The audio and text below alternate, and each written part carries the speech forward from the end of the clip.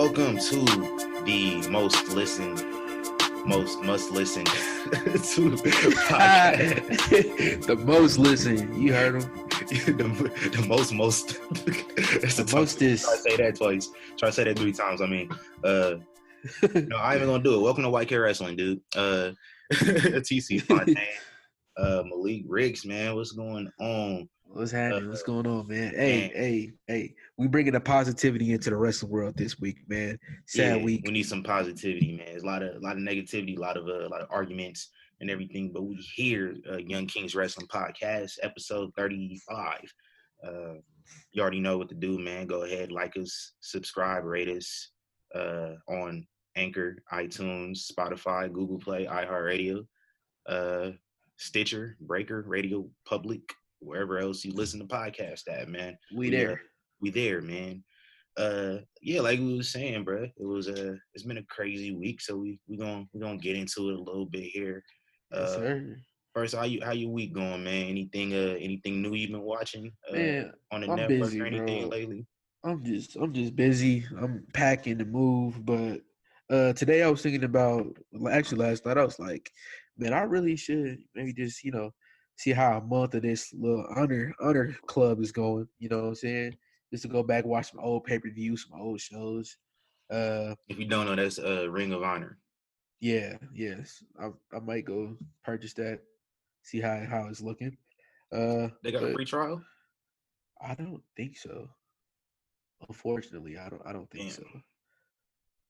Like, yeah, I really would like to do the little VIP thing, but like they want 120 right off the back, and yeah, I don't know about that yet. So I'm gonna do this little $10 a month right now. But yeah, that's what I'm watching right now. I mean, I'm really looking. I did some things about these releases and all that. So basically, where I want to see them go, where they could possibly end up. So since we gonna get into I've been ever since that Dark Side of the Ring with New Jack. I just like every now and again I just be watching shoot interviews in New Jack. I watched this 3-hour one, and in the first 30 seconds, bro is like sniffing coke on the interview. So the whole interview he just wired. Like it's like, and I hate to do this, especially with like as it pertains to another black man, but like it's like going to the zoo and just seeing like a zoo animal in their environment, in their element. Yeah. And just I don't know, it's entertaining. I actually watched the thing with New Jack and Boss Mahoney. Yeah. It's worth every penny. Yeah, it's hilarious. It's basically a sit down face off with New Jack and Boss Mahoney because they had heat. I really hate wrestling terms, but I'm gonna just use heats for you guys so you understand it. Yeah. Had heat with one another, and New Jack and Balls almost got into a fight a couple times. New Jack had some type of, it looked like a little gun. A can of mace. Yeah, he brought one of those. Then he got like this. They had like a rail police officer there checking people, and then the dude like kind of messed up. It was like, if you get into a fight, Jack, you're not getting paid. He's like, I didn't even bring the money here just so. And New Jack goes, what? You ain't bring the money? And I feared for that man's life. As soon as he said that, I was like, please, Lord, no, like, please don't let Jack really stab his folk, man.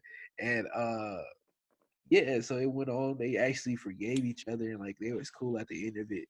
But New Jack, yeah, he talking about balls and sleeping with women, blood, all like sleeping with women and they having blood. Yeah, you said it was crazy. I don't remember I think I seen it in a preview of what you was talking about. I looked that up too when you was telling me about it last week. And he said like balls came back to the hotel with a chick that came to the show, and then they like vandalized the hotel room. It was like blood and just like a bunch of stuff all over. Yeah, that's what they Jack told just didn't feel safe at that point working with. Yeah, because these like balls might have like some type of STD or anything like that. So yeah, and then it was one where balls had sex with some lady while her husband was in the audience. Like they were at the show, and her husband was at. It was crazy, bro. I advise everyone to go watch that. Rest in peace, Balls Mahoney. And you gotta Uh, send me that because yeah. I don't want to buy it myself because I don't want to support a pedophile. Uh, the Rob Feinstein, the dude that did the Ooh, interview. You ain't never heard about that? no, he's I don't know the full details, but damn, go look it up. Like damn. Now I feel like an ass. Thanks, it's TC. cool, man. It's cool, man. You didn't know. You didn't know. It's all good. Yeah, You just know not to buy no more next time. It's none. all good. Go look Uh, that up though. oh, is that why he don't do any more videos? Because all the videos on that website look old Old as as hell. dirt. Yeah. Yeah, I Yo, thought it was YK Wrestling, we bring it thing. back to shoot interviews. Bro, I want to, but it's like, Bro, damn, I want how much would it cost? Like, how much would it cost just to like hit New Jack on a Zoom interview and be like, hey fam, like right. Because New Jack, he checked the DM. Like we've been he on New do. Jack page a couple times now. He anytime we mention him, he shares it. So shout out to Jack. We love Jack, even though he's did some crazy stuff, man. I don't know. New Jack just reminded me of one of my uncles. Like, Same. yeah, like he just reminds you of a family Remind member me of that's Samuel L. crazy. Jackson. Like, you ever They got a seen Jackie voice. Brown? Yeah. You remind me of Sam Jackson and Jackie Brown just a little bit. Like crazy mother. But hey, But you can tell he got a good heart. he do. I He think that's do. the thing. Like we all can tell he has a good heart because all of his stories has came from like somebody doing something to him. You know what I mean? Where mass transit, where it was basically like he just pissed him off because he Or was just like, don't disrespect him at yeah, work and don't disrespect him as a person, and then you good. Like yeah, yeah, and yeah, don't disrespect nobody he consider a friend. Like a friend of mine. Nancy was a friend of mine Yeah, who quit. Fuck him for killing Nancy. Fuck him. bro, I see whoever let him, Iron Sheik, and The honky. Honky get in that like I seen some other clips from that shoot interview and they pulled their pants down like 3 or 4 times Okay. in this freaking interview. Like, yeah, it was weird. All right, now Like on that note, showing their butts. yeah. On that note, I think we need to move on. Uh, first off, we'd be remiss. We didn't issue condolences to first ever WWE employee. That's huge. That's a huge thing. The first ever employee hired by Vince Kennedy McMahon, Howard Finkel, legendary ring Yes, announcer, man. Hall of Famer, passed away at the age of 69. Very private as far as like his health concerns go, but there were some rumors that he was in bad health over the last few years. Apparently, he had a stroke a couple years ago. Yeah. So, yeah, rest in peace, man. I started going back because I knew he had some funny highlights, like all throughout the years.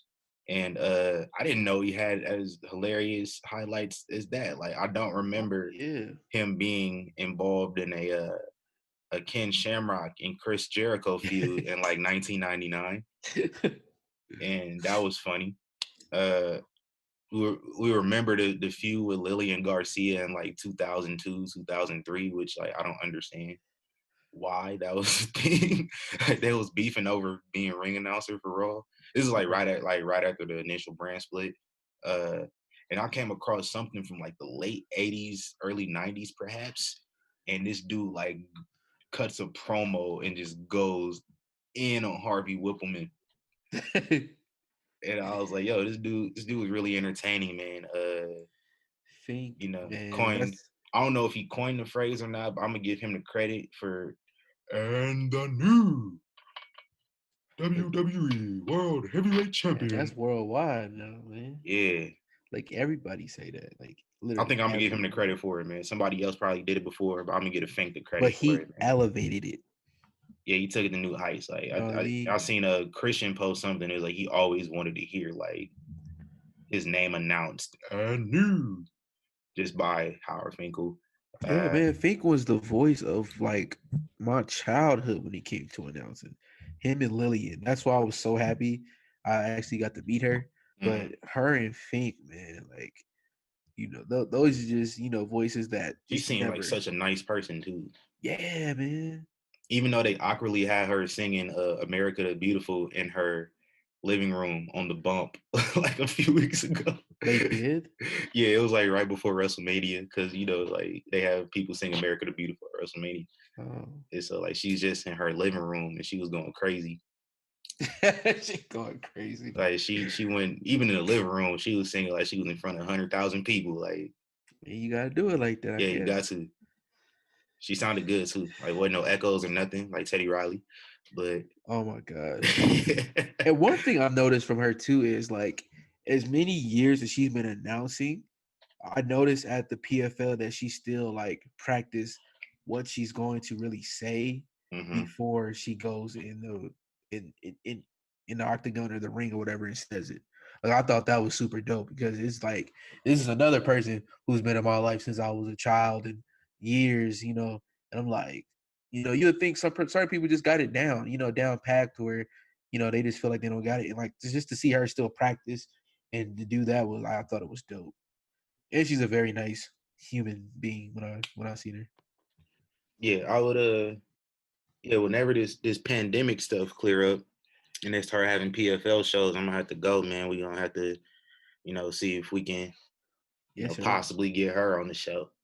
Yes, sure. I don't know how much money these things cost. That's the only thing. Like how much it cost to like get somebody. I know ain't nobody gonna do it for Hey, free. cause we our funds ain't the one right now. So Yeah. yeah, But like some people, like we all quarantine, man. Ain't nobody leaving no yeah. way. Like ain't I like mean get that's the time out your advantage of schedule. everybody being quarantined because like the work that we are doing, people will notice. So I gotta make us something we can shoot a DM or something like that. If somebody I wanted to reach out to, I ain't gonna say who it is right now. Like I might tell you later if I remember, like All before right. we get off. But it was somebody he used to be ECW the WWE version. He was in that version of ECW, and he cool man. He cool people. I've interacted with him a couple times, and like I don't know, might be able to work with him. I don't know. Maybe. So hopefully, I like I said, I ain't gonna say the name because I don't want to, tip nobody off to it and they end up, stealing thunder. But it's all good, man. But yeah, let's circle Let's get back to into these to releases. initially this, RP Howard Finkel, Yes. um, probably the voice of WWE. Yes. Him and maybe like Monsoon and Jim Ross. I would put them on like Mount Rushmore of WWE voices. Yeah. Like Heenan too. I'll probably like round it out with Heenan if I were to do that. And Jim Ross is the only one that's still alive and kicking. He's not even in the company no more. Yeah. So, I was thinking about freaking Mean Gene. But he yeah, passed yeah, Mean away. Gene too. Hey, that's tough to Yeah. do a Mount Rushmore with voices. Yeah. So Man, that'd be yeah, a fun little experiment, man. I might have to see it. check that I might out. have to do that on Twitter, see if people participate. I kind of like that. Yeah. But yeah, let's get into these Black Wednesday WWE released the most talent they released in 1 week in 1 day, probably ever. I know like at one time, I think the most they've ever released in one sitting was maybe like 15. But this one they released several names throughout the entire day. Like I woke up and I seen some names trending. I've seen people talking about the OC, and I'm like, what happened to the OC? Gallows and Anderson, and I was like, I seen they got released. I just seen all these names coming out. I was like, whoa. So I'm a list off all the names, man. Drake Maverick, Kurt Hawkins, Carl Anderson, and Luke Gallows, Heath Slater, Aiden English, Eric Young, EC3, Leo Rush, Sarah Logan, Kurt Angle, who was I believe was probably still on a Legends. competitor's contract, Oh. even though he was a producer. Sarah Logan, Mike Chioda, that one shocked me because he's been there like 30 years. Right. Primo and Epico. I don't think they remembered that they still worked there. But I don't think nobody remembered. Eric Rowan, uh, Mike Kanellis and Maria Kanellis, Zack Ryder, No Way Jose, Rusev. That one shocked me a little bit too. Deanna Perrazzo, she was just on TV. So was Sarah Logan. Alexander Jaksic, I believe he was at the Performance Center. He was a Performance Center talent. MJ Jenkins, another Performance Center talent. Ty Nard Conti down in NXT. Tino Sabatelli, Performance Center. Nick Agarelli, Caesar Bononi, Mars Wang, Dorian Mack, / Dan Matha, who also were in NXT, but they haven't been on TV just yet. And also Cassius Ohno, Chris Hero, got released as well. He was over in NXT UK, but I believe he was still on a regular NXT contract. So he got released. No other NXT UK talent is getting released apparently. And there are also some other Performance Center trainees that got cut as well. In addition to that, there were a lot of producers, backstage producers, house show producers. If there are no house shows being run, there's no point in having them around right now. So they were furloughed just temporarily. They have not been released. Fit Finley, which was a shocker because Fit Finley is the women's division, low key. Right. Lance Storm, IRS got fired on tax day. Very interesting. Mike Rotunda, IRS. Hurricane, Scott Armstrong, Pat Buck, Sarah Stock, Davari and Billy Kidman, as well as A Still, Serena Deeb, and Kendo Cashin. So a lot of fucking people have been cut. What are your overall thoughts on this? And do you think once this is over, they start easing some of these guys back? Do you see them bringing back a big portion of these guys who were let go, or do you feel like some of them would be better off going elsewhere? Most of the producers, I don't know. That just seems like a budget thing. You know what I mean? They're furloughed, so they'll be back. Like like I said, there's no house shows to run. So there's really no point. There's no live events really. So there's no point in having a whole bunch of producers around because you have limited talent at these shows already, as is. Right. So just there's no point in having all these people in the same area, not social distancing, the whole nine. And as far as talent go, because that's what I mainly was pretty much looking at. I think guys like maybe Heath Slater, Zack Ryder, Kurt Hawkins, they would potentially, go back someday just to, go back, get they money. They never really seemed too upset with what their roles were in WWE. So, I could see that happening. But hold on real quick. You know what this means for Heath Slater, right? Oh yeah, I've been seeing that shit everywhere. He gotta complete the trifecta. First, three-man band. Jinder got released, came back, won the WWE title. Drew McIntyre got released, came back, won the WWE title. Yes, sir. All Heath Slater got to do this whole time just get in the gym, get swole, get swole like them guys did when they left. Come back super. And Heath Slater go win the WWE title. He got a shirt to say "I got fired." I seen that. But yeah, those guys like that, I feel like they could always go back. But ultimately, they don't go back right now. Of the list of guys who I've had could possibly go to New Japan, Ring of Honor, or Impact. I put the Bullet Club because Carl Anderson has basically just gave it away that he's going back there. I don't know about Luke Gallows, but I'm sure he will go. I'll be interested. I'll be interested to see Zack Ryder, Kurt Hawkins. See how they would do around that round. They still got a name to them, so I wouldn't be surprised. Eric Young, I would just love to see him and Heath Slater, like just for right now to see what they would do. As far as guys going to AEW, I would love to see Leo Rush, Mike Kanellis, EC3, and fuck the Revival, FTR. Fear the Revolution, is that the new name? I don't know. With Rusev could literally go wherever he wants. So I don't know. I wouldn't mind seeing Big Roos in AEW. Yeah, Primo and Epico to probably go down to Puerto they Rico, probably just their stay where dad's they at. promotion where they already were anyway. Um, I wouldn't mind seeing like Mike and Maria going back to Ring of Honor. Uh, Uh, I would like to see Zack Ryder go to AEW. So next time they have the Jericho Cruise, they can name it Sweet Life on Deck with Zach and Cody. I see that somewhere. Yeah, I seen it. I see that somebody said that. I stole somebody. I did. Yeah, it's whatever. You're the king of that. Yeah, true. Aiden English. I don't know where he would go. Probably Impact, new Impact, Ring of Honor. Eric Young, I could see possibly going back to Impact. Yeah, as long as they pay him, you know, that's why he left in the I could first see place. Leo Rush and Impact in the X division.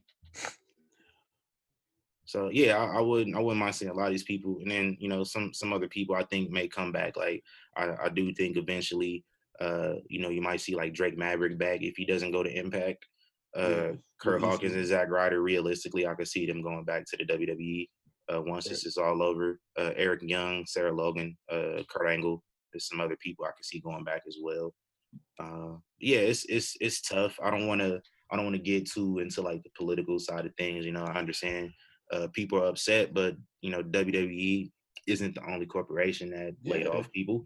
Other companies have laid off people. I think only reason we're upset now is because we have an emotional attachment to a lot of these names. We see these people on TV every week for years. Like Kurt Hawkins and Zack Ryder have been around since 2007. yeah, Well, Kurt Hawkins left and came back, but Zack Ryder's been there since about '07. Um, we've seen, Luke Gallows on and off throughout his career right. in the WWE. Uh, who else, man? Kurt Angle, of course, obviously got a major emotional attachment to him because he's a legend. Yeah, Kurt wasn't tripping. He was just like, hey, I'm out. You know, like Kurt was just like, I'll see y'all later. You know, He'll be back. Kurt will never be out of the WWE. Like, Nah, I think never. yeah. I mean, Kurt Angle has so much. Uh, he's so humble. Yeah, You know what I mean? He has so much love. Even when he was going through his problems, he had so much love and for Vince McMahon and everything. He was just understanding of his issues that he had, with the pills and the alcohol and stuff. So right. uh, he's a really humble guy. I just want to shout out to the wrestlers for that because growing up, I never knew what wrestlers was on what, and now like hearing what they was on while they were wrestling at the time, Bruh. like these were some great functioning drug addicts. Like they were some Like functioning learning that junkies. about Eddie, like Oh man, yeah. Just even like you said, like just Kurt. Only one I ever knew that was really on drugs was my favorite wrestler. Jeff. Yeah, and I heard That's he because might they be. mentioned it in storylines a lot. I So I it's I like, heard he might be getting a little push. So hey, buddy, don't f this up. Use Uber. Hell, call me. I'll send you let's one. let's get Jeff Hardy in the Money in the Bank on the SmackDown side. Let's have him win it. If my initial pick, Aleister Black, doesn't win it, let's get Jeff It's on not a there. bad pick. I'm so confused with this Money in the Bank Since he stuff. didn't get the win at WrestleMania 24. Yeah, because of him. Yeah. That's one person that could never leave WWE and do a shoot interview and be like, they didn't push me because they didn't want to push me. Like WWE has loved Jeff Hardy more than they've loved a lot of these wrestlers, and I appreciate that as a Jeff Hardy fan. That's why I always be so He's mad over, at man. him because it's like, to me, I say this. I always feel like Jeff Hardy is like the Little Wayne of wrestling because when he wants to be good, he can be good and he can do anything in this world. But when he wants to self-destruct and do what he does that also. The world is literally in his hands. He controls it. It's just up to him. So Jeff, once again, listen to your fans, listen to your biggest fan. You're the reason why I love wrestling as much as I love it. You're the reason why I love the indies as much as I love it because it's just a whole bunch of mini yous. You are that guy. And if they're gonna give you another push at your age and you have the ability to get that, bro, please don't mess this up. Because if you And do, there will be another rant by me coming very soon. So, I mentioned this is just, we're getting a little off topic here, but it's cool. I mentioned that Jeff Hardy, when he was supposed to win the Money in the Bank at WrestleMania 24, and I remember this like leading up to that, it was an episode of Raw in my hometown in 2007, and my uncle like hit me last minute to see if I wanted to go with him. I guess like the person he was supposed to go with had to drop out, so he had an extra ticket on the floor. Ooh. Like, but like it wasn't like I ain't gonna lie to you, it was not a good seat because I'm like a 5'6", 15-year-old, and I had to stand up on a chair the whole time because we was on the floor, but we was like in row 15 or something. So like you could barely see what was going on. It's free. But yeah, it was free for me. But what made my night was if you go back and watch the episode, it was October 2007. It was like 2 weeks after the No Mercy pay-per-view where Randy Orton got awarded the WWE title and then lost it and then won it back later that night. So it was like a couple weeks after that show. And like I think Randy Orton was in the ring cutting a promo, and then all you hear like somebody interrupting them, and then I just like I'm like, who the hell is that? Like I can't see the stage because I told you like we so far back. Yeah. So like, but then I see a bunch of people like on the road next to me just going crazy, just like pointing. I go, look, it's Jeff Hardy like walking right past us. I was like, yo. And then I stuck my hand out. He slapped my hand. I was like, woo. Hey. Yes. Yeah. 15-year-old me was hype. I went and bought like I went to the merch table. I bought like a Hardy Boys necklace pendant. I bought like some Hardy Boys glow sticks. So I was like, I just like low key met Jeff Hardy. I had the sleeves. I never had the sleeves, dog. I thought those were all my life. I thought those was the coolest things, and I was like, I've always like the NBA has stole my man's idea. But I'm about to get some glow in the dark sleeves. I'm gonna wear my beater. I'm gonna give me some cargo pants with the wallet chain and just be Jeff Hardy for Halloween. Exactly, because everybody knows Jeff Hardy. Even people who even people that ain't watched wrestling for years, like they know Jeff Hardy. They talk about wrestling, they talk about that man. Like it'd be the same names. It'd be people that ain't watched wrestling like 20 years. They talk about the same people all the time, but then they see that Jeff Hardy's still doing the same crazy jumping off of stuff and all that. They're like, man, Jeff Hardy's still doing the same stuff. And the Hardy Boys was cold. I love Jeff. I love Matt. But yeah, let's get back on topic. I'm sorry. It's all good. We had a fan real quick, man. But yeah, it's unfortunate for a lot of these people, especially the ones who came from like foreign countries, just to chase their dream, and so they have nothing left now. Did somebody's visa get expired? Apparently Rhea Ripley's work visa expired, but I don't know what's going on with that. I mean, she denied it, but she also hasn't been on TV since WrestleMania. Yeah, it's been like 2 weeks. And plus, hey, they good friends with that with the head dude. So there are 5 ways around that. She ain't going nowhere. That's exactly why they able to run shows still. That's what I was thinking. They friends with him, so they are the sensual business. No, Florida is just a crazy state in general. Yeah, like, I don't know the full details of everything, and I'm not gonna get into it. I don't care. No, it's not like that's out of my interest level. So I'm not gonna get into that. Everybody else is upset, angry over it, but it is what it is. Mad that we still have wrestling? Mad that they think that the WWE bribed the state of Florida to continue running shows, but it's also permits other, if boxing events wanted to run in Florida, they could. If UFC wanted to run there, they could. If the NBA wanted to do their thing there, they could. Like I said, WWE. Yeah, they just open up their beaches now. Like I just said, dude, if you don't support it, stop watching, man. Yeah. Like I can't stand nothing more than a freaking complainer. Like stop watching. Absolutely. You don't want to see it, don't watch it. You don't have to watch it. Anybody put a gun up to your head and watch it. Don't support it. So You hey, don't even gotta acknowledge it. Just like you yeah. already know you don't rock with it, so just leave it alone. Like I wonder how much WWE gets paid for anytime somebody tweet their name. You think people get think they could get paid for that?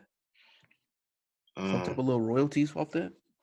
Off of how many times their name is tweeted, I don't think so, but it's also it helps them as far they like to run their stats. Like Yeah. WWE was mentioned this many times on social Yeah. media. Rather it's positive or not. If they were Yeah, mentioned. Yeah.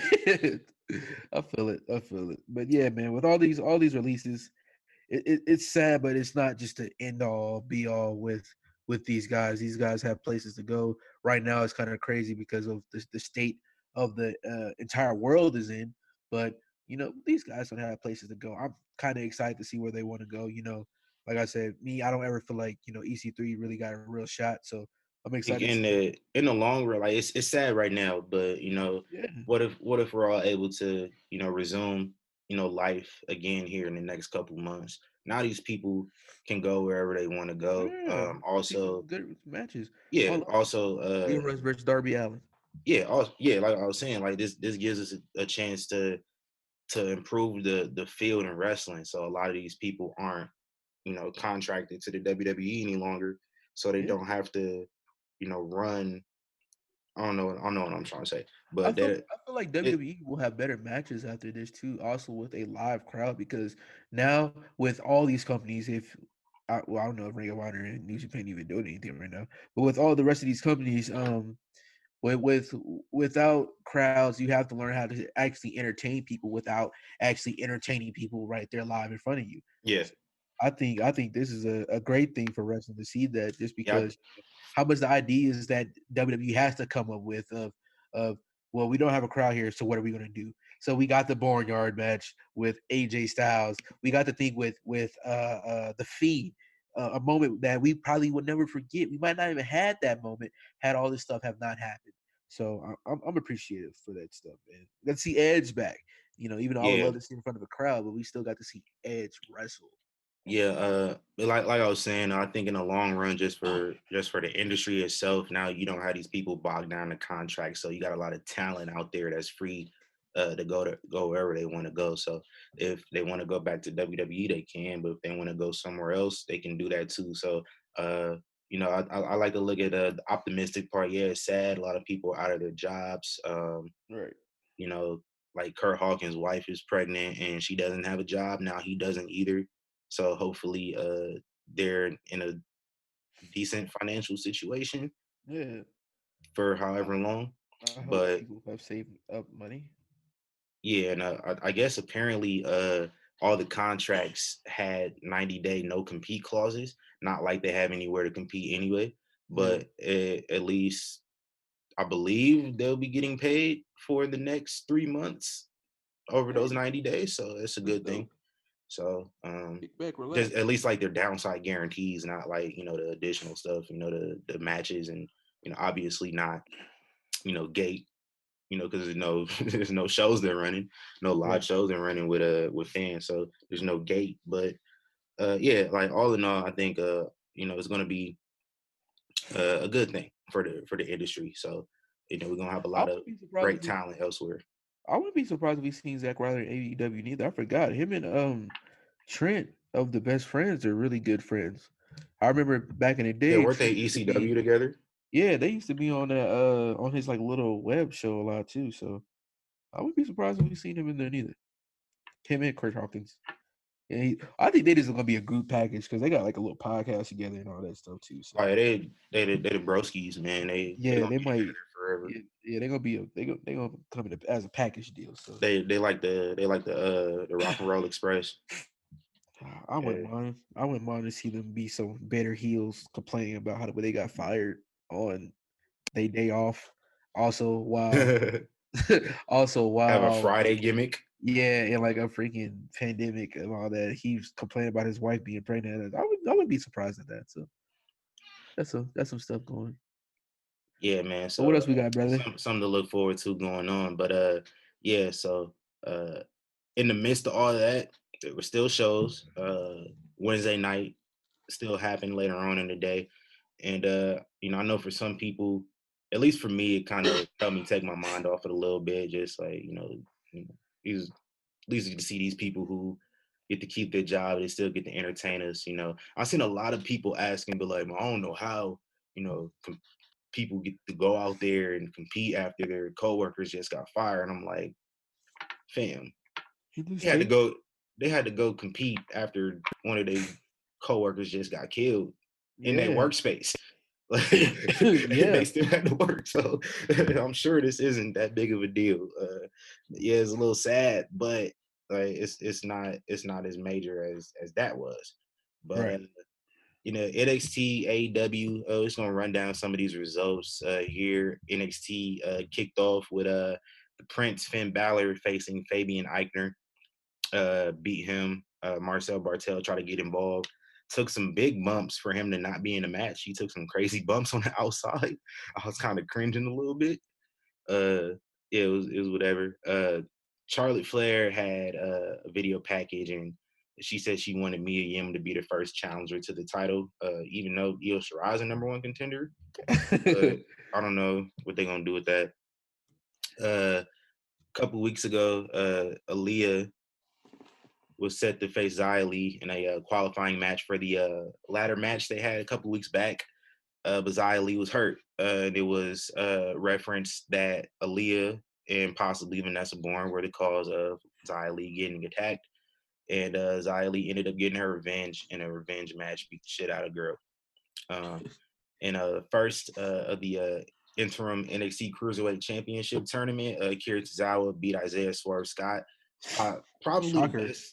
Yeah, because Swerve has kind of been on a hot streak, but I guess they had to give Akira Tozawa one after that Jerry Lawler line on Monday night. Did you see that? No, I did not. So I seen it on YouTube though. I didn't watch it personally. So who did Akira Tozawa face on Raw on Monday? I totally forgot. But he had a match, and then he hit like his senton from the apron on the outside. Mm-hmm.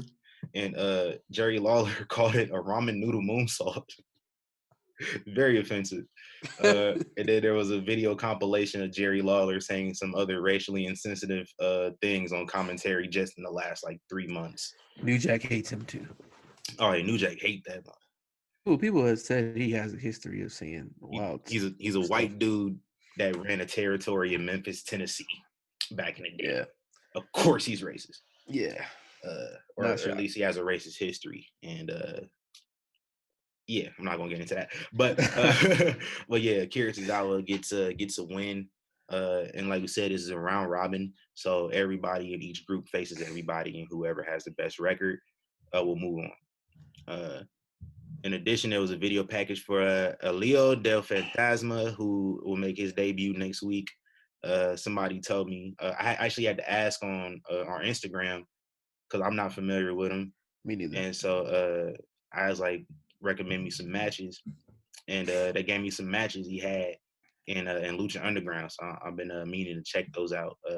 One they said against Phoenix, and another one against King Cuerno, I believe it was his name. So I'm gonna have to go check those out here in a little bit. Tegan Knox beat Raquel Gonzalez. Dakota Kai tried to interfere. Shotzi Blackheart comes out and evens up the score a little bit. There was a video about Keith Lee, how he disobeyed his family when they didn't want him to become a wrestler. He ended up becoming a wrestler anyway. Now he's North American champion. A successful wrestler. Yeah, very successful.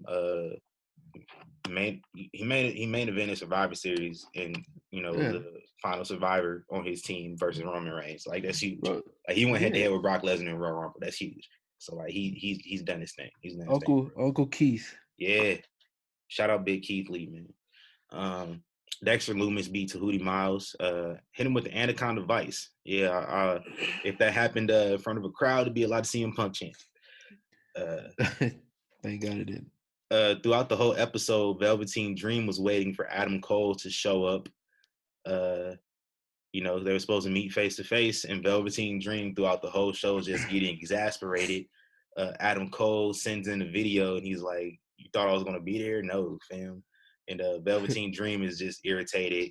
He says, no one deserves a shot at the NXT title. Undisputed Era is going to hold all the gold.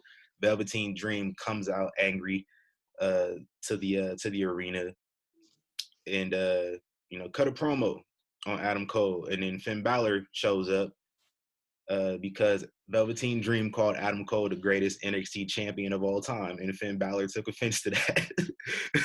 He was like, "Hey, fam, I'm the greatest NXT champion of all time." Yeah, like you forgot. And we're gonna possibly get Velveteen Dream versus Finn Balor next week. So Not mad at that. I'm not mad at that. Malcolm I Bivens. have one question. Oh, go ahead. Because Adam Cole do a lot of his promos from his house, right? Yeah, He's quarantined, is he right? quarantining?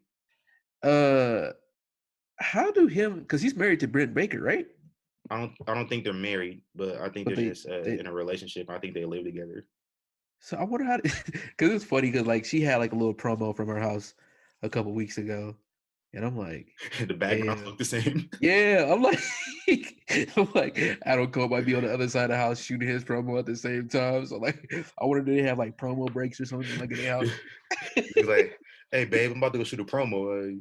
Like that's fire. Like whoever they neighbors, like, "Me too." Lucky, like you gotta do shoot a promo for WWE, and you have somebody else shooting for AEW. That's fire. But elsewhere on the show, Malcolm Bivens cuts a promo on behalf of his big tag team. He also made a Johnny Gill my reference. That was very I didn't see that coming, and then I was like, hell yeah.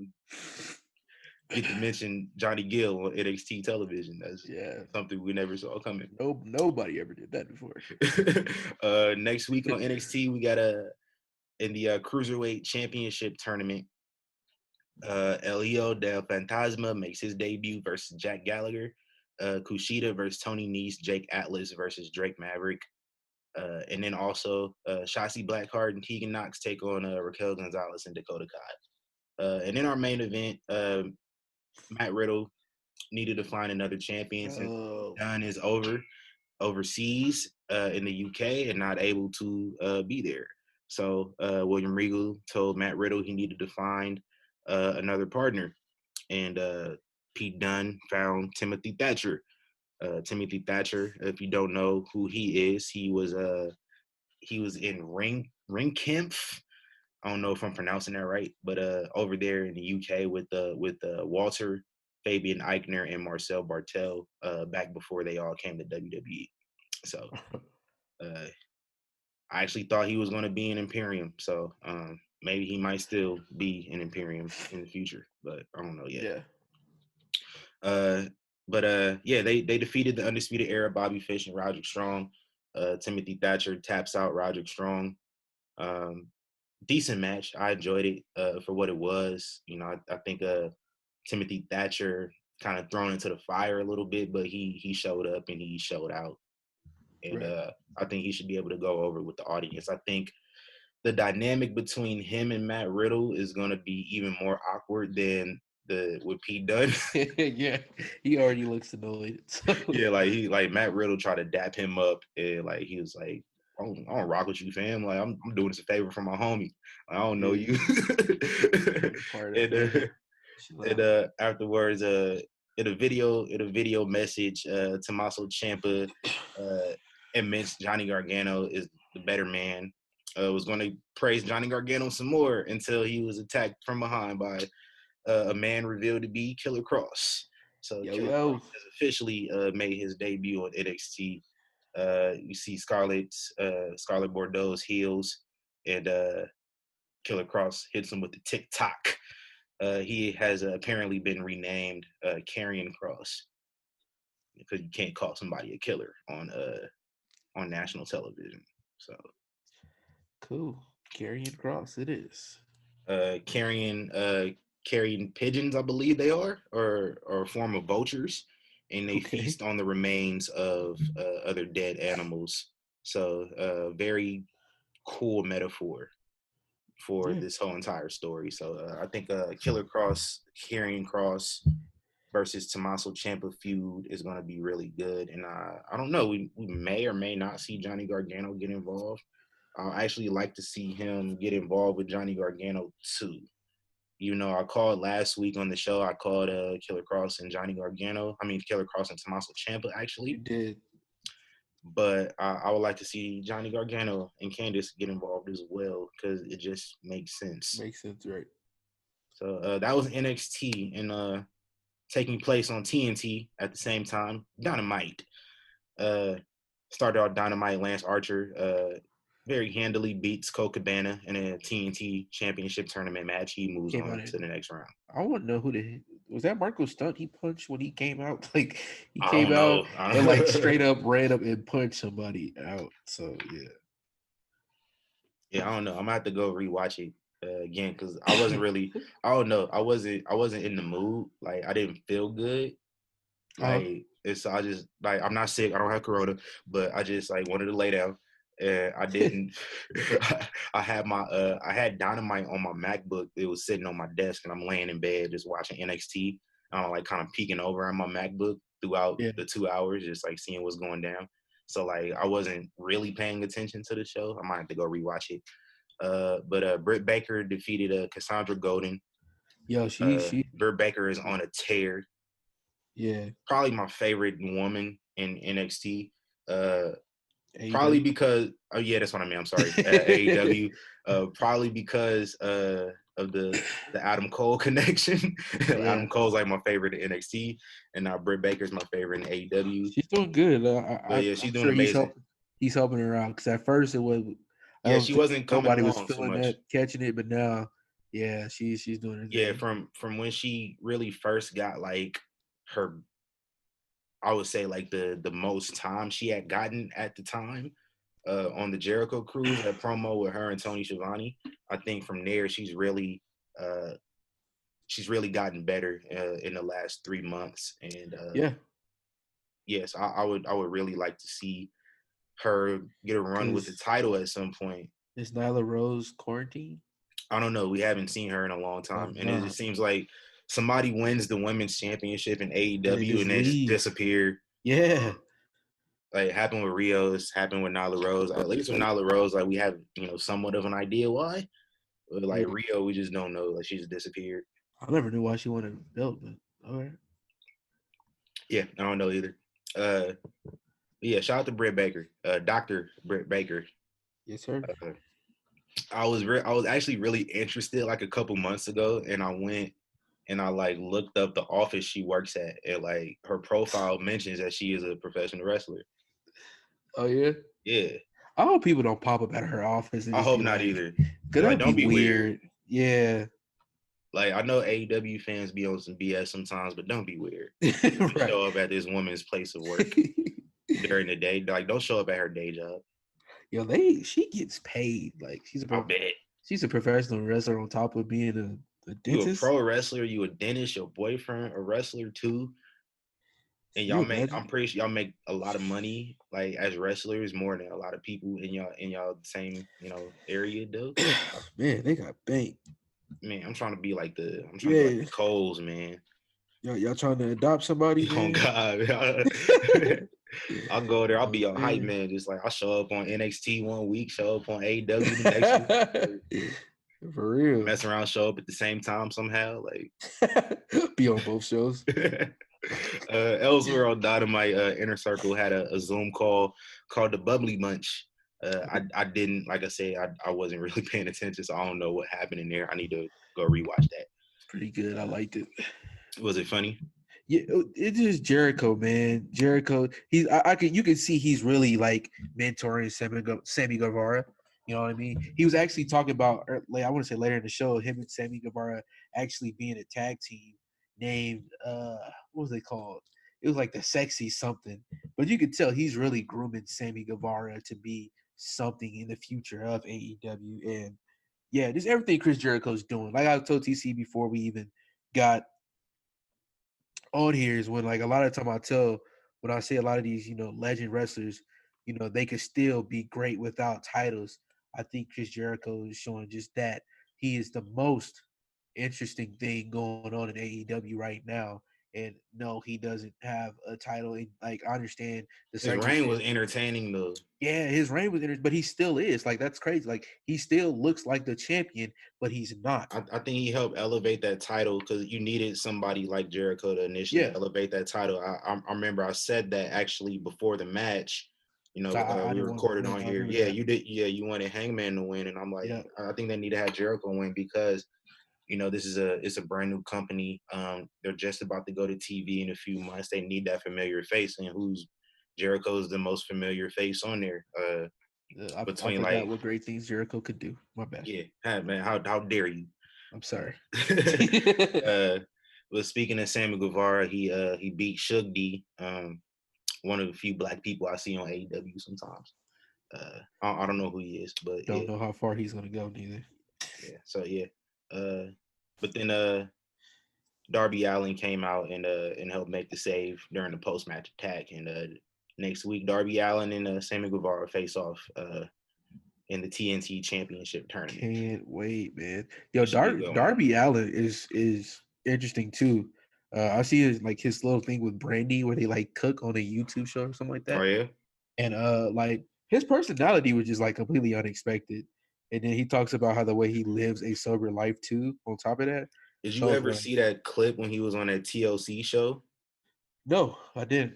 So it was I forget exactly what it was. I know he was on a TLC show, and it was like with an older woman. I think I don't know. It was some dating show, but it was like years ago. Oh, for real? Yeah, I'll have to go send it to you. Yeah, he's super intelligent. I know he went to like culinary school and some more stuff. Like Oh, that's I dope. yeah, on that little thing she had, it brought out a personality that one I've never heard Darby Allin even speak. So just to hear him speak was kind of like, oh snap. But then just his personality was like he broke character and everything like that. So I'm like, oh, this is dope. Rare. It's a Yeah, rarity. Sean Spears gets a win. And I don't know what to think about Sean Spears because like sometimes he wins and sometimes he loses. yeah. Uh, and I don't I think he needs a tag team partner though. Like nah, as much as they pushing I that, don't know what he's gonna do. It's like because everybody always talks about how like you were mad you weren't getting used in WWE, but then you come to AEW and you're not winning either. yeah, So like what's the end game here? And I don't know what they're gonna do with him. I don't know if I want to see him do anything or not, just because I haven't really been given a reason to care. So hopefully now uh this is a start of something. We can get yeah. something on with him.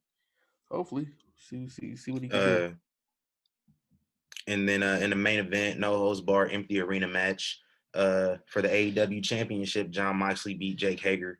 Yeah, uh Went on a little long for me. rough match. Yeah, I was expecting like a brawl. I don't think they used the no holds bar stipulation to their advantage as much as they should have or could Yeah, have.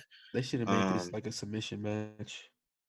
uh, Honestly, a last man standing, yeah. situation. Well, because Um, the way they built it up during like the most of the show was you have these little videos of people coming in and saying, "Who team are you with, Mox or team Hager?" Basically, and most of the people that would come in from Bellator because they were pushing that narrative of him being a MMA fighter, they were like, "Oh my God, Hager gonna do it." And they show his submissions in Bellator. They actually showed that one submission, where he actually made the guy submit and he didn't let go.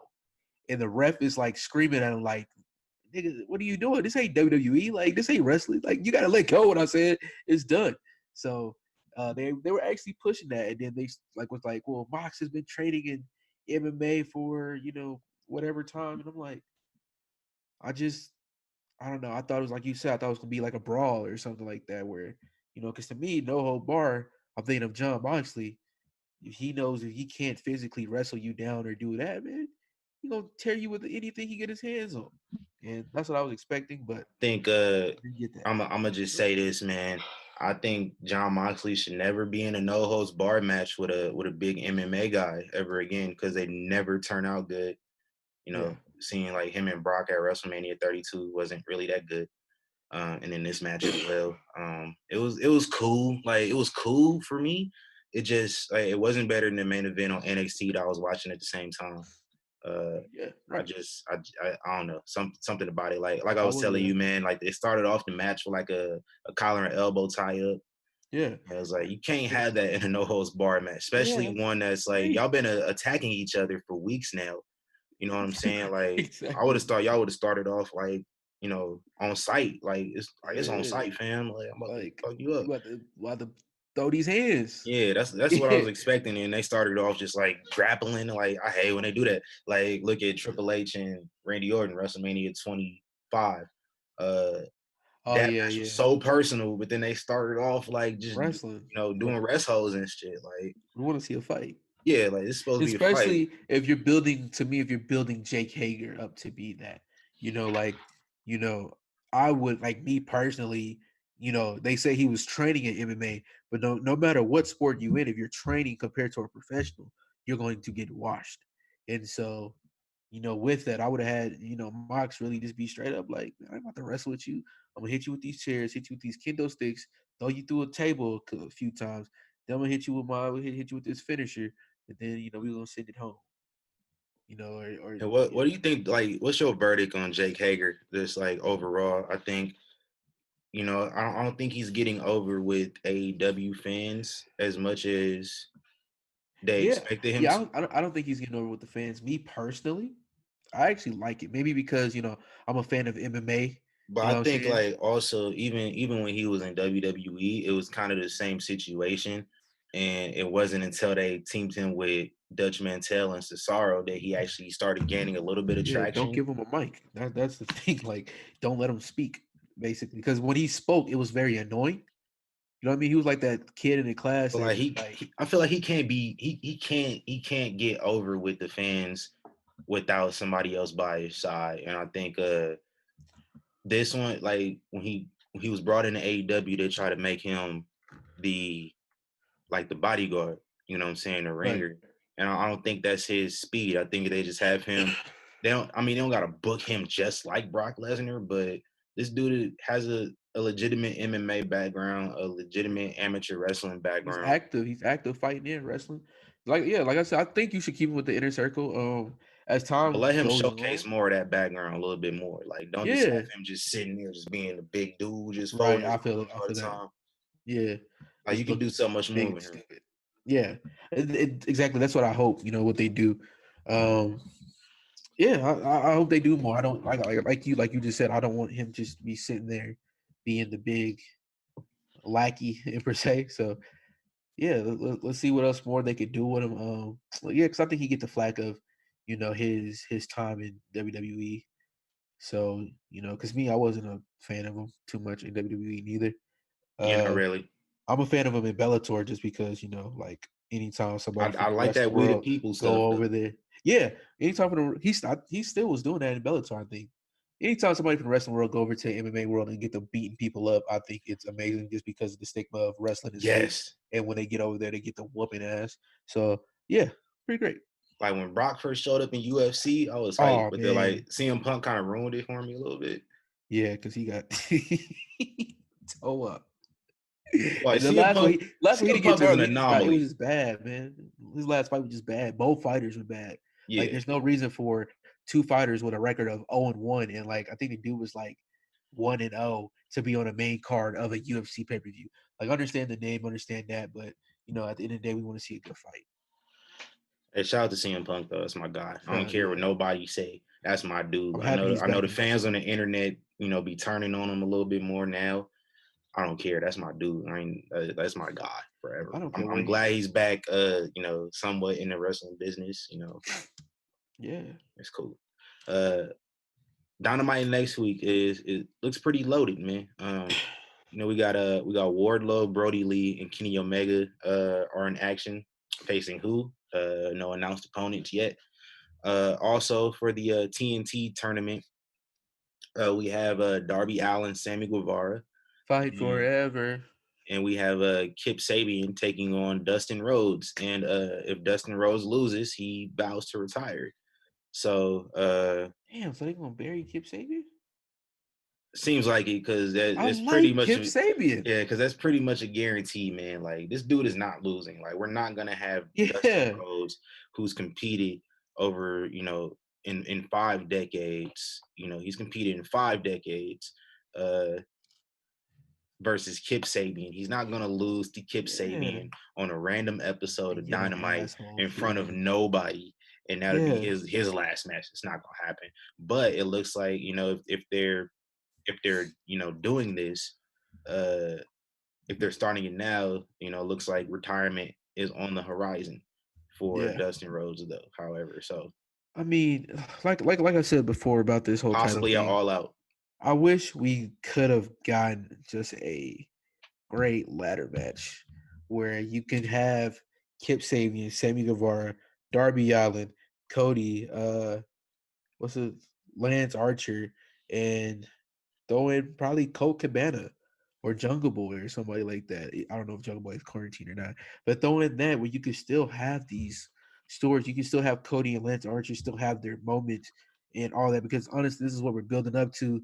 Uh, Kip Sabian's going to lose to go to Dustin Rhodes. Lance Archer's going to beat the crap out of Dustin Rhodes. Then it's just going to be a Cody Lance Archer final for the thing. To me, you could have did this entire story in one match, one great match. Could have been a possibly match of the year. You throw a ladder, you put the belt up there. You just wait till the fans come. You can just build this up, no matter how long. You could just build it up, and we could have just had all this said and done in one night. I understand we're in quarantine. I understand you got to put on a show and all that stuff. But to me, you have a chance to build your future stars in Darby Allin, in Sammy Guevara, in Kip Sabian. You could have threw Joey Janela in there, like another guy to me who still hasn't got his just due in the world. Really got to see what he could do yet, and you could have did all that while still pushing this same narrative because Cody and Lance doesn't need the title involved for this to be a match because you have Jake the Snake that's really pushing Lance. To me, I think he's doing an amazing job with that. You can still tell your story with all that to me in one match. So I don't know. Yeah, I think initially, they were building up to Double or Nothing, and apparently, like I know it said last week they canceled, or they didn't cancel, they postponed the live Double or Nothing, but they're still having it on the original date, just empty arena situation. So I was about to be excited, like we could go. nah, Like empty arena. I'm like, oh nah. fuck. So Okay. no, it's just an empty arena. So hopefully, hopefully they make it for free because Yeah, please do. nobody's trying to pay $60 to watch an empty arena pay per view. Like, so if Yeah, you paid like the $80 price tag for WrestleMania, you stupid. When big. that shit was $10, You big. it was free if you didn't even have a network. Like it was like if you never had a network before, it was free anyway. So you kind of dumb. You was paying pay per view Just make a prices. new email. Let me Yeah, stop. Let me stop. I got no. I legit made like I legit had my primary email and then like my email that I do like professional stuff with. That's just my first and last name.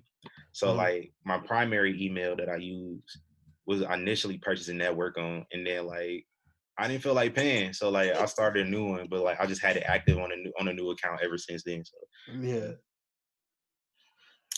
because like making a new one every month is about, it would be tedious. That's just ridiculous. And you got to use different cars too, because like after a while Yeah, you do.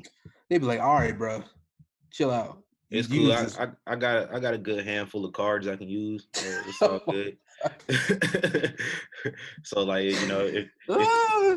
if the going never gets tough, man, I got another card I can use to get my subscription. It's all good. Yo, save the Uh, network, man. and on let's move on to SmackDown, man. I feel like we've been talking about Wednesday nights forever. But Let's do it. start off SmackDown. We got a episode of A Moment of Bliss. So we got the tag team champs hosting the women's tag team champs hosting the Universal Champion.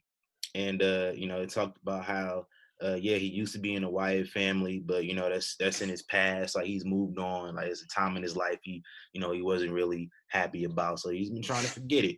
Uh-huh.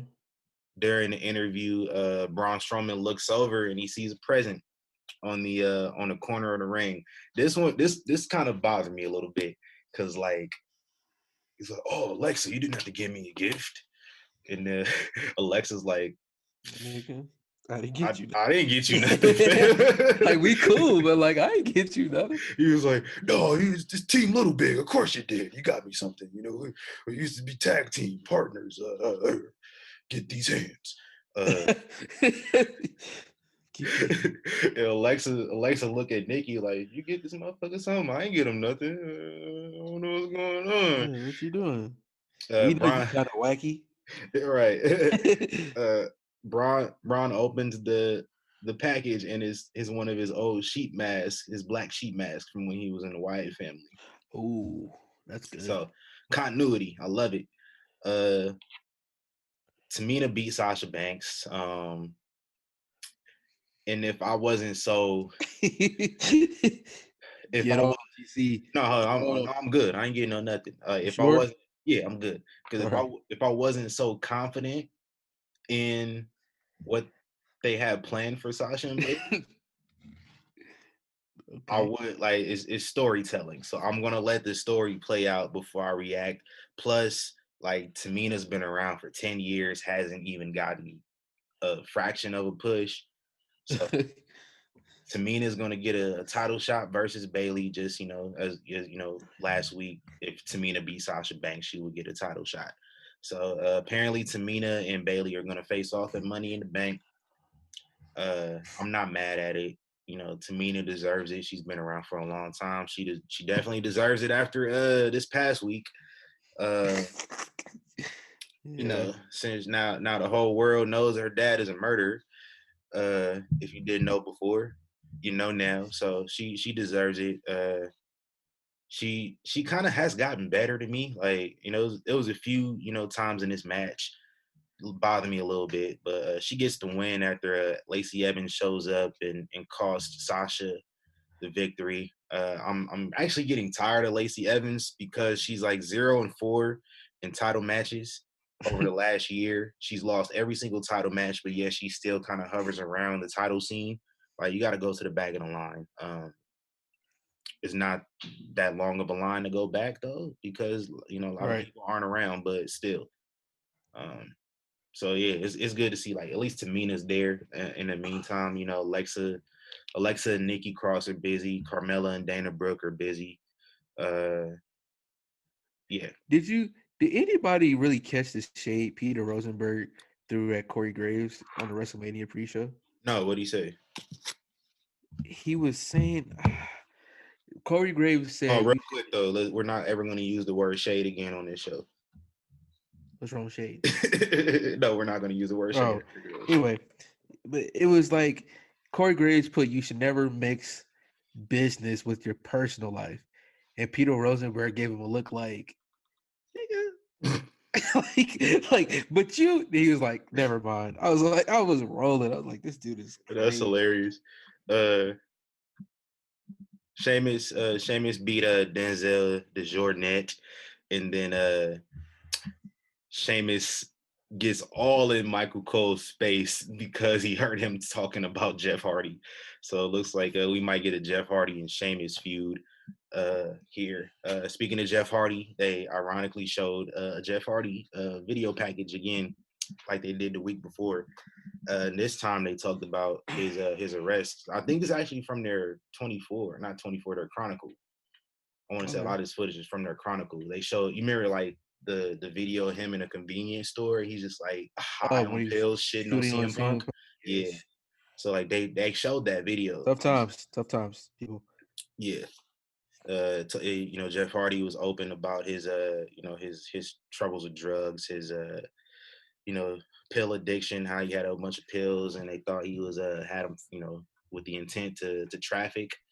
I really wish they could get that TNA footage. Him and Sting. They show that in the documentary? They showed it. Yeah. They showed it. Oh, they sure did. Yeah. I wonder if they gonna put that on TV though. Like, I hope so. Never put that Because I footage. actually was thinking about this too. If Jeff Hardy What was ever feuds with the Victory Fiend, Road? I want to say. yeah, Victory Road 2011. Yeah. If Jeff Hardy ever feuds with the Fiend and they have a Funhouse match, they need to reference that. Like they really do. Oh Like my God, I think TJ. I'm glad Jeff Hardy is at I'm glad he's at a point in his life though where he can be open about his Yeah, past. It's like this open about it, just like not sugarcoat none of it. Just 100%. Like I messed up. yeah, uh, messes up a lot, but I think it's a constant battle. I think if you ever I think both of us If we you, mentioned it before. We have family who yeah, were I was gonna addicts, say that. Yeah, if and you we have know family we know the members, you struggle. know that. Yeah, Yeah, you know the struggle. So um, it's all Jake the Snake Roberts talks about it a lot. He's tweeted about it a lot recently. His struggle with being isolated during this time, mm, and not being able to depend on his vices to get him through, and it's a constant everyday struggle. And all respect to Jeff Hardy for getting his life on the right track, even though sometimes he slips up. As recently as last year, he slipped up. yeah. It's just a constant everyday struggle. uh in a Money in the Bank qualifier, women's Money in the Bank qualifier, Dana Brooke beat Naomi. um and I like Dana Brooke. I'm glad she is still getting these opportunities. I've always been a big fan of Dana Brooke, but here's my question though. I seen somebody mention this. Naomi just loses clean here. Did WWE drop the ball with Naomi? Because she came back at the Royal Rumble back in January to an amazing pop. Like Yeah, people were glad to see her. people, and You you can see, market, sell her too. yeah, like and She it was the has fact everything that now. Think about it, like the video of her return went viral, and it was a bunch of people that aren't wrestling fans. They see this black woman and they look like I'm about to start watching wrestling. I don't know how many of yeah. them did, but the fact that you had that reaction initially, uh, and I'm gonna run down all the TV and pay-per-view matches that Naomi has had since the Royal Rumble. Uh, it was a fatal four-way number one contenders match on SmackDown a couple weeks after the Rumble. Carmella beat Alexa Bliss, Dana Brooke, and Naomi. Mm. That was her first TV match back when she lost it. But then she ended up beating Carmella 2 weeks later on SmackDown. Got to number one contenders match for Saudi Arabia. Her and Bayley face off at Saudi Arabia. She loses to Bayley clean. The next night on SmackDown, she beats Bayley by disqualification in a match that was only 2 minutes and 40 seconds. Because there was interference from Boss and Hug. And Naomi and Lacey Evans get the win over Boss and Hug on the same show. The next week, Boss and Hug beat Lacey Evans and Naomi in a rematch. Goodness. And Naomi doesn't have a match for a month since then. Yeah. Until, was it the 3rd of April? Tamina beat Lacey Evans and Naomi before WrestleMania. And then at WrestleMania, Naomi obviously loses. And then this match. So Naomi has lost a lot of matches. Has WWE dropped the ball on Naomi? Because I'd say they so. had the opportunity to do something with her. Even if you wanted to preserve the Sasha Banks Naomi thing, you still could have did something with Naomi, maybe threw her in the Tag tag team. title division. Yeah. With Dana Who would Brooke, you put it with? Carmella. Like I think Carmella and Tamina. Naomi would be a amazing team. Oh yeah, Uh, yeah, they both dance, and yeah. they were both dancers for NBA teams, like in the Ugh. past.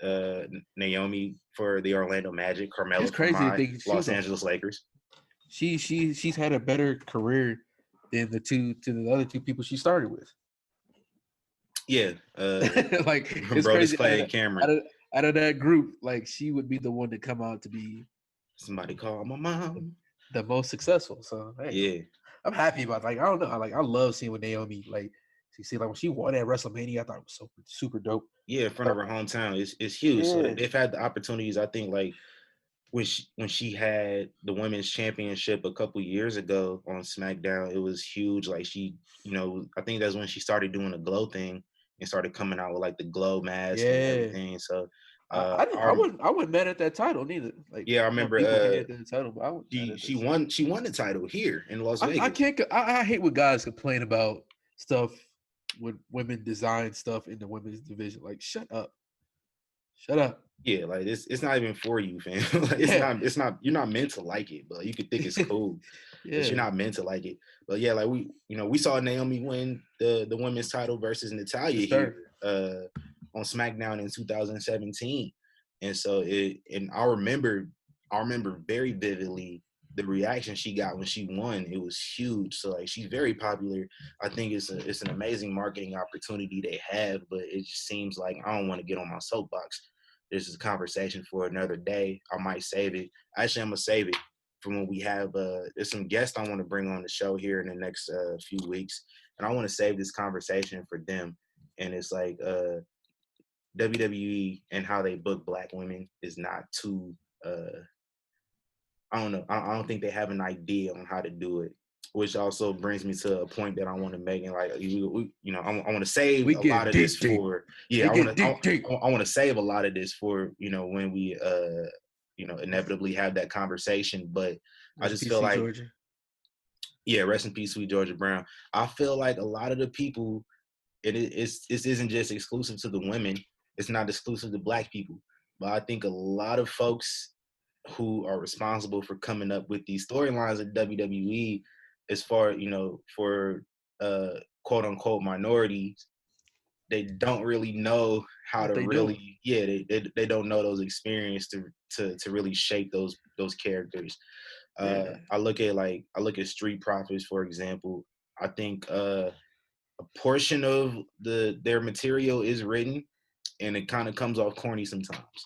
It's just right. but I do also think they have some creative Because liberty. you But could tell Montez he can just be goofy. I was watching a couple of their videos on YouTube, and it's just like, oh, that's just him. You know what I mean? mhm. Like you don't have to write them. That's just him. You know what I'm saying? So, Yeah, like yeah, especially like I understand what you're saying.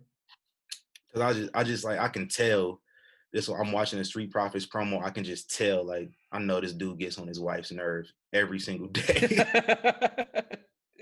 Like, I know he Yes, get on Bianca nerves every single day.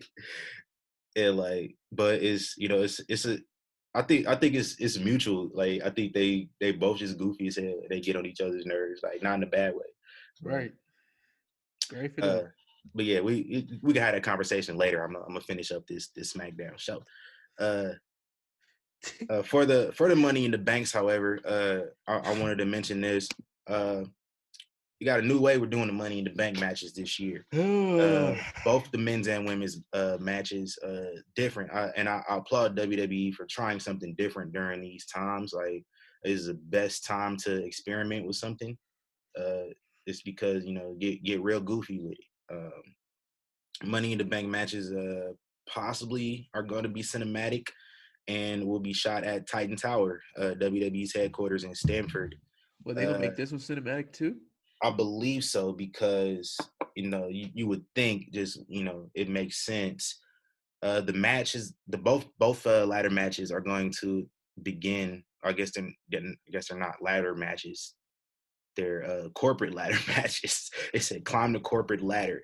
So it's going to begin on the ground floor of the WWE headquarters, and everybody has to fight to get to the top, the very top of the building, literally the roof of the building. And climb another ladder to retrieve the briefcases. There's a ring being built on top of WWE's headquarters. There's some leaked pictures that came out on Friday. So I'm interested in seeing how they pull that off. How big is this space up there? What if it rains that day? I know they're gonna like record it, but like it's not gonna be live, is it? Nah, it's not going to be live. Okay, thank God. All right, man. I So mean, I believe they're actually were recording the matches this week, this past week. From what I've seen earlier. But I'm interested in seeing how they pull that off. Like I said, man, I applaud them for doing something different here, just trying something different. Uh, Even though I kind of feel like the Money in the Bank gimmick is run its course because there's only so much you can do with it.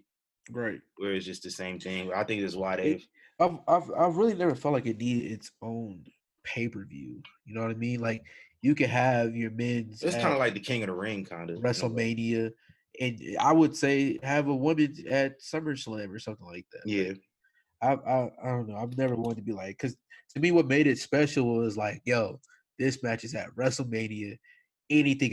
Somebody could cash in tonight on WrestleMania and take this title. So yeah, with the whole thing with it being cinematic, I don't know, man. I'm gonna give it a shot. Like I'm not just gonna like completely like yeah, we crap can't on shit it. on it without seeing it. Yeah, so I'm gonna give it a shot, and then I'll determine how I like it after that. But I hope it's good, because me, I love ladder matches, so we'll see, we'll see. Yeah, it has potential. So, Yeah, like I said, I'm interested in that. But moving on elsewhere on the show, Sonya Deville, uh, Sonya calls out Deville. Mandy Rose, calls her selfish, and says, she was tired of being only the second best. She always stood in the background, because Mandy was on the center folds and everything, and you They know, both only uh, stood in the background. true, but but this is not possibly, definitely was Sonya Deville's best ever segment she's ever been featured in. Yeah. She did a really good job on the mic, showed emotion a lot. Dolph Ziggler and Mandy Rose, not best actors, Stuff. but Otis comes out and beats up Dolph Ziggler, hits him with the caterpillar. Mandy and Otis stand in the ring tall. You know what's something funny about that? I seen somewhere where they were asking Mandy, does her like real life boyfriend get like jealous of this thing? And I didn't know she actually pitched this idea to Vince. Of this whole thing with her Oh, and did Otis. she? Yeah, she was like, I guess in the performance center, Otis used to always take pictures of her, and she was Mm-hmm. like, I don't know, creepy stuff, but like, he just basically took It's like pictures of her. joking around. Yeah. And so I guess she pitched this idea to Vince, and he was like, I guess he loved it. I was like, dang, this God, crazy. it's such good shit. Yeah, such good shit. Shout out to Mandy and Shout out to Otis. Mandy. That's how you grab the brass ring. Like, come to Vince with some ideas, and if he like it, he gonna do it. Like, if he don't like it, I mean, you may think it's good, he might not like it. It's his show. I think that's a fair assessment. Like, you The can't tell fat guy somebody you gets the can't beautiful woman. yeah, you can't tell somebody what to like on their show. Like, so I see both sides of it. Like, I think he should have more open mind and just like try stuff. Like, you let Vince Russo try a bunch of bullshit back in the '90s. So Stop like, mentioning Vince Russo. This is the last time we ever hear Vince Russo name yeah. dropped.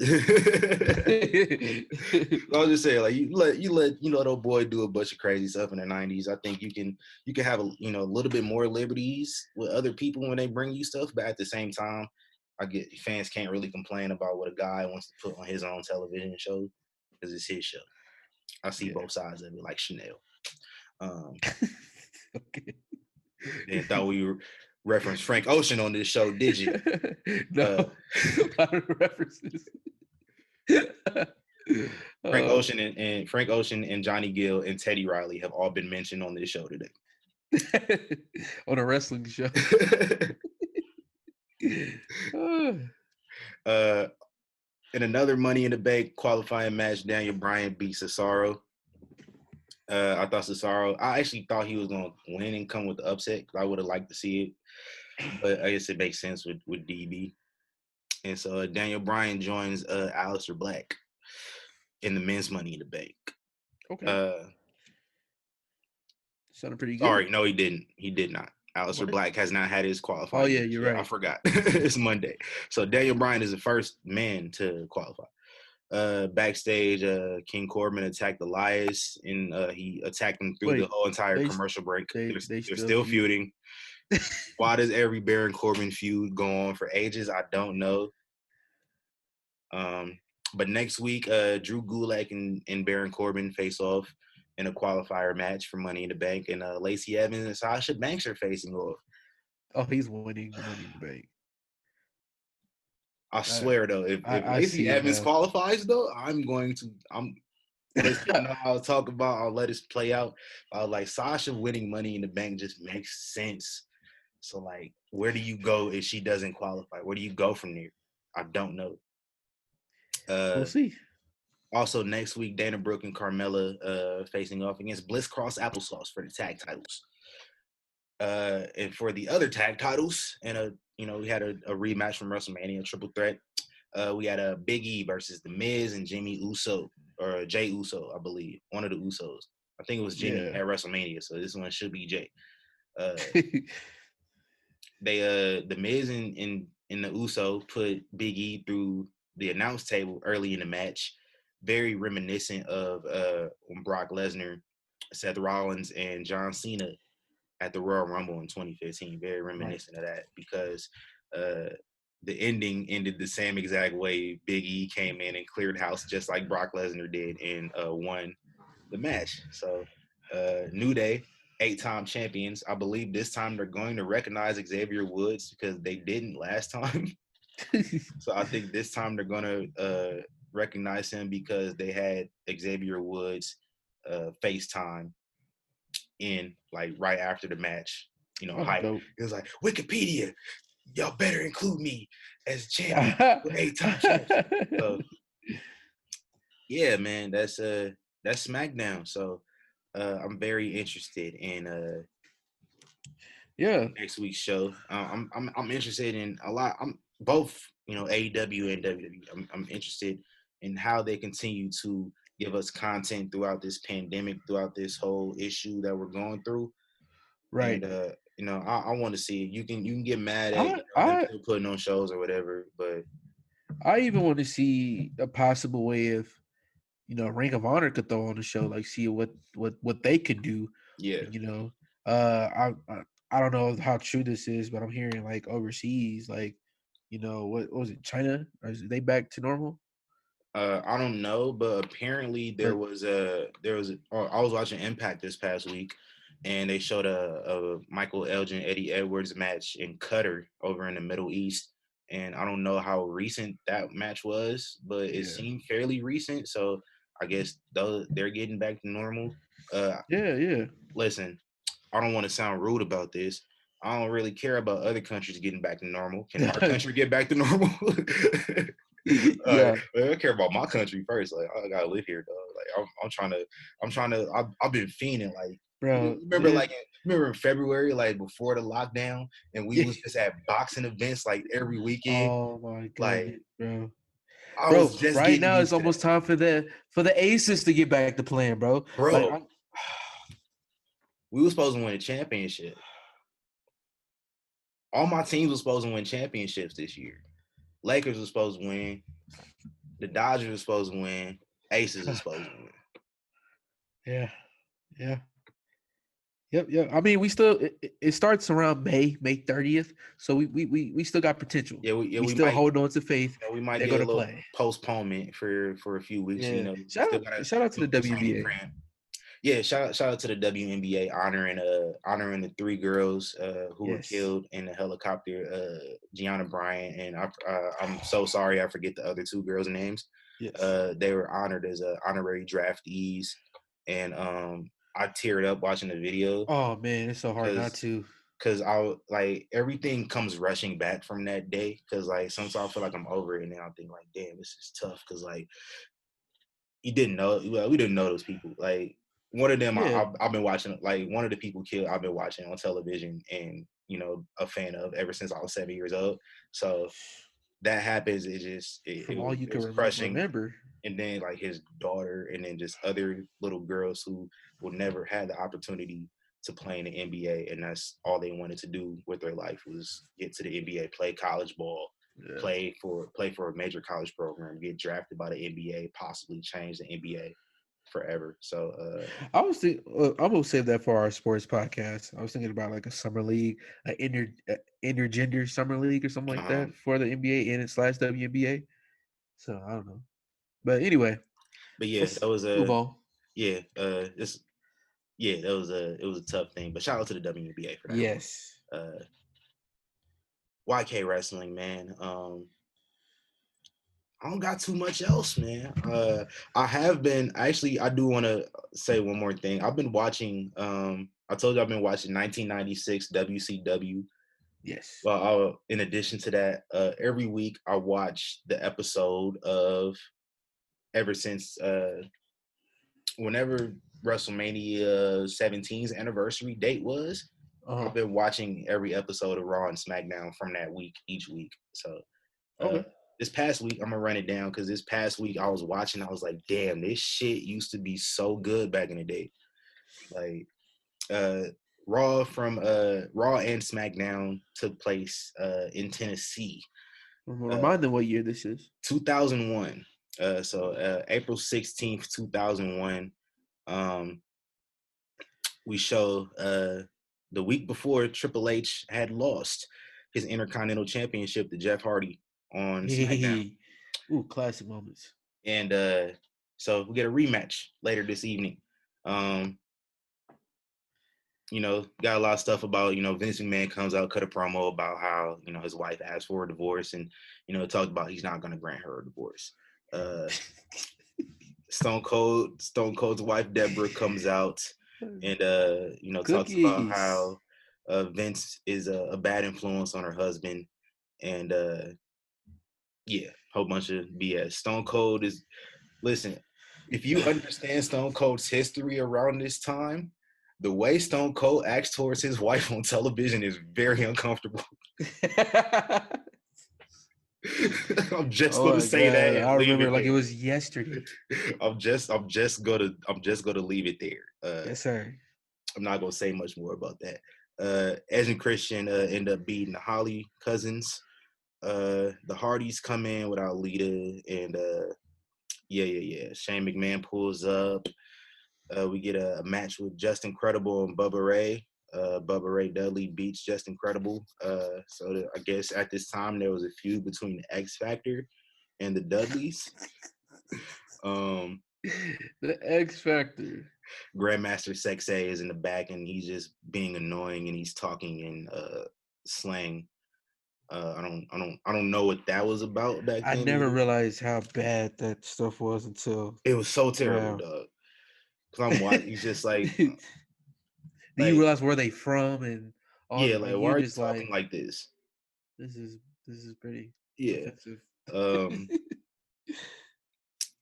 We got Stevie Richards is apparently challenging Kane for the Hardcore Championship later on. So he's kind of going over strategy with the right to censor. Kurt Angle, The most annoying theme song of all time. yeah, That little is beat. Oh terrible. my god. Oh, I hate that thing. Kurt Angle is talking to Agent Christian, and like Agent Christian is just like talking shit to Kurt Angle. So this segment was hilarious. Stone Cold is talking to Michael Cole, and Matt Hardy hits Stone Cold with a chair and beats the shit out of him. Okay.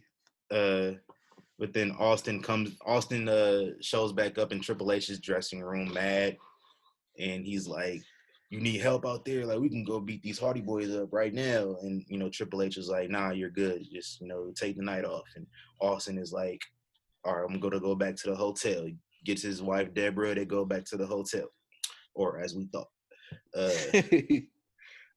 Kane beats Stevie Richards in the right to censor. Undertaker helps him out, and they get the pin in the parking lot. Hardcore Championship. Shout out to the Brothers of Destruction. Stone Cold and Deborah leave the arena. We get a Kurt Angle versus Chris Jericho. It's a cool little match. Kurt Angle lost by disqualification because William Regal comes out and Chris Benoit comes out to even the score. It was a William Regal Chris Benoit match that I did not watch, so I don't know what happened. It was Billy Gunn and Test having a match against the Radicals later on. A lot of random stuff happened on this show. It's Billy Gunn, Test, and Raven very random tag team faced off against the Radicals, minus Chris Benoit. And they ended up getting the win. Like that really odd tag team ended up getting the win. The Hardys are backstage, and Matt is hyping up Jeff for the rematch, and Lita comes back, and Lita's like, "I'm good. We can all do our thing." Big Show set to face Kind Tai. Because Kind Tai and Big Show had some stuff going on in the prior weeks. But like Big Show's mad at them, and he challenges them to a match, and then like Kind Tai, this was really racist, by the way, because somebody is talking like Kind Tai. But like somebody dubs over Kind Tai while they're talking in Japanese on a live mic. I don't know what the hell that was about. But the APA comes out and beats the shit out the Big Show, try to help Kind Tai win before the match starts. But the Big Show no sells everything and ends up getting the win over Taka and Funaki. Yeah, I don't know what that was about. But in the main event, Jeff Hardy and Triple H, they face off. Matt Hardy was banned from ringside prior to the match by William Regal. Commissioner William Regal. So he's watching from a television in the backstage area and ends up getting attacked by Stone Cold. And then Stone Cold comes out to ringside because he traps Lita. Lita's going back to go help Matt, and then Stone Cold comes out. And Lita, who got her ass beat by Stone Cold and Triple H with a chair the week before, is very scared and frightened. But Matt comes out, and Triple H ends up regaining the championship. It was very, very Attitude Era-ish. Yes. Because like this is what made me, man. Yeah, this is what made me want to talk about it. So they're about to beat Lita up again. And then the lights go out, and then the Undertaker's gong happens, and then Undertaker and Kane come out, and the crowd is going crazy, and I'm watching it. I'm like, yo, this shit was epic back in the day. Yeah. And then over on SmackDown, SmackDown was cool. I don't want to run through the whole thing, but just little highlights here. Undertaker and Kane. Kane puts his hardcore title on the line versus Rhino, ends up losing the match, ends up losing his hardcore title. Yeah. It was really weird though, it was because Stone Cold and Triple H came out and cost Kane the match, and then Rhino wins, and they start playing Triple H's music like right after he wins. Like, fam, this is my first championship in this company. You about to play somebody else's music? Man, you ain't Triple H. Eddie Guerrero faced off against Grandmaster Sexay, a very forgettable match because Grandmaster Sexay was in the locker room touching on Eddie Guerrero's European title, and Eddie got offended. But later on, I'm just going to skip through all this. But later on in the match, in the main event, Edge and Christian faced off against the Brothers of Destruction. Because they cost Kane his hardcore title, so they're like, I guess Kane and Undertaker bribed William Regal into scheduling a tag team championship match versus Edge and Christian. And how did they bribe him? They set his office on fire. They literally set his office on fire.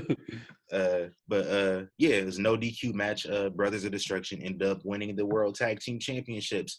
And don't quote me on this, but I believe at Backlash, we're going to get the Brothers of Destruction versus Stone Cold and Triple H, the people who hold every championship damn near in the WWE, in a winner-take-all match. Don't quote me on this, but I believe that's what's going to happen because this was 2001. This was 19 years ago. And anything could happen. Anything could happen 19 years ago. Yes.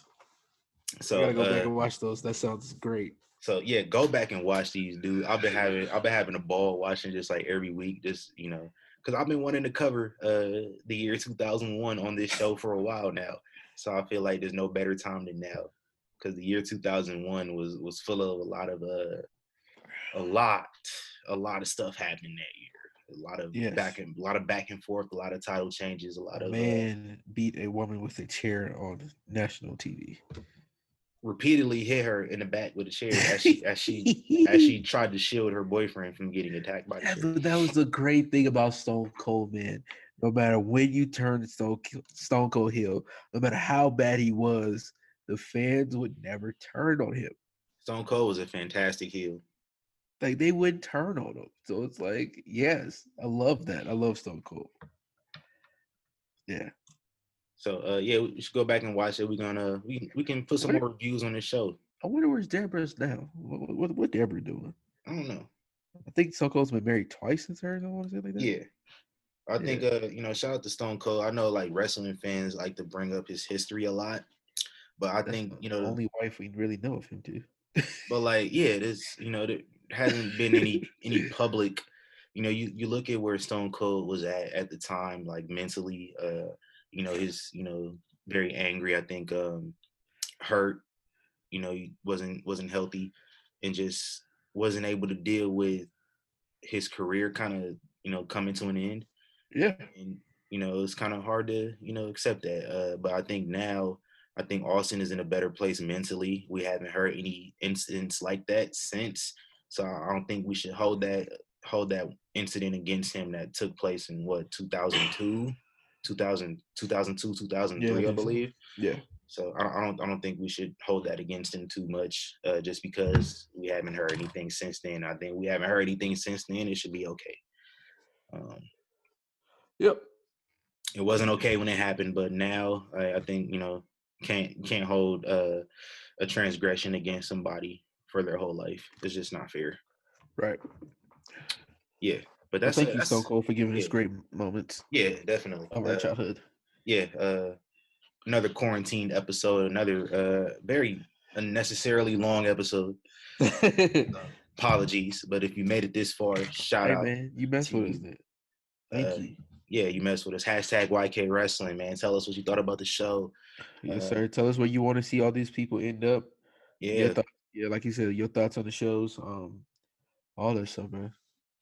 anything you want to hear us talk about, man. Shout out to the people that continue to interact with us on social media. And then the people that don't interact with us, but they follow us still. You still worth somewhat something to us. Yeah, do a better job. Hey, you said it, not me. YK Wrestling, man. At YK Wrestling, you can follow us on Twitter, on Instagram, on Facebook. You can follow me at tc.fontaine, I'm sorry, on Instagram. Where can they find you at, Malik? Malik.lv Instagram. Yeah, YK Sports 23 on Instagram and Twitter. yeah, YK Sports 23. We're gonna try to get this Michael Jordan what's the documentary called? Last Stand. Yes. Yeah, the Michael Jordan documentary debuting tonight, as we film this on April 19th. It was supposed to debut in a few months, but Hey. nobody got nothing to do. So ESPN was Yeah, like, yeah, they're we're gonna like, push it up we're just gonna put it. Yeah. to give us something to watch, man. So I can't wait. Michael Jordan, obviously, arguably the best player all time. I don't think so. I think Kareem was better. It's just me being biased, but also me having the wherewithal to look at a guy. I can't deny that a guy that won championships at every single level, that won the same amount of MVPs and championships as Michael Jordan in the NBA. And a guy that was undefeated in college. I can't say Doesn't that nobody is better than him. I'm sorry. doesn't get enough credit. You're right. He don't. But yeah, shout out to Michael Jordan though, man. This is gonna be good. I can't wait. We're gonna talk about it on the Young King Sports podcast. But Yes, sir. for sure. Anything else, Malik? Hey. Don't hate on me, wait on me. Get blessed money, not stress money. Speaking peace. Listen, I said it all first. in a dictionary, love last and hate come first. Just know that.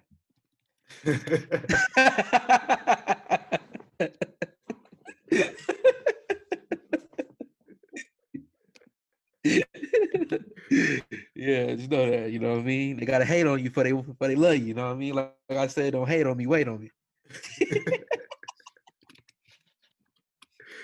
Hey Oh man, man. and as I always say, man, speak your peace, bro. Get blessed money, not stress money. Don't hate on me, wait on me. Love last, hate come first. Hey, Young Young Kings Wrestling, man, we out of here. gone. I'll let you have that one this time. Y'all take care, man. See y'all next week.